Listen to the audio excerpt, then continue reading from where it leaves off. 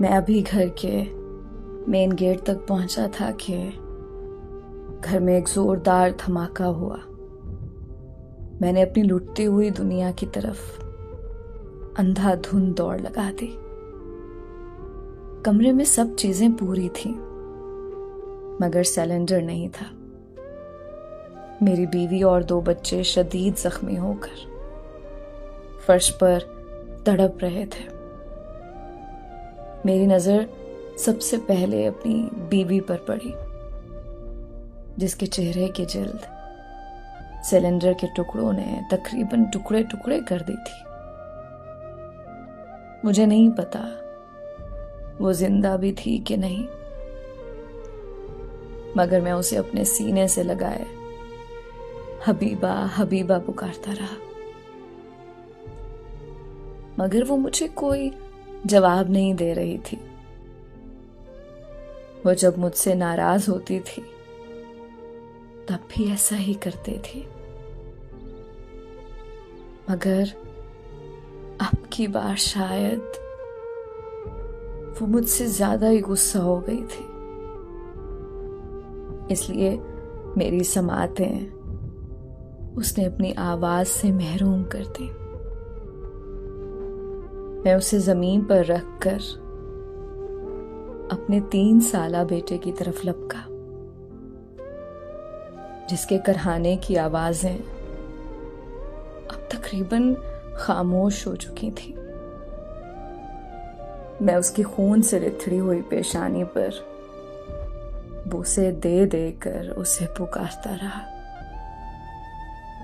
मगर वो भी अपनी मां की तरह कंगो था। वैसे भी उसे ज्यादा बातें करना पसंद नहीं था, सो वो मेरे बोसों के जवाब में भी कोई जवाब नहीं दे रहा था। मेरी बेटी के होंठ हिल रहे थे।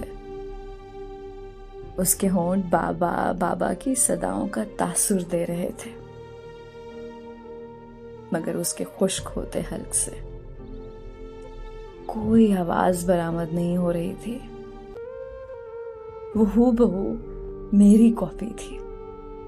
मैं उसे सीने से लगाकर चीखने लगा, मेरी जान, तुम अपने बाबा को छोड़कर मत जाना। देखो, मैं अकेला रह गया हूं। तुम्हारा भाई और मां मुझे छोड़कर चले गए हैं। तुम तो मेरी कॉपी हो, मेरा आईना हो। मेरी बच्ची, तुम तो दलेर लड़की हो। मैं बेखुदी और बेबसी में उसे बातें करता रहा।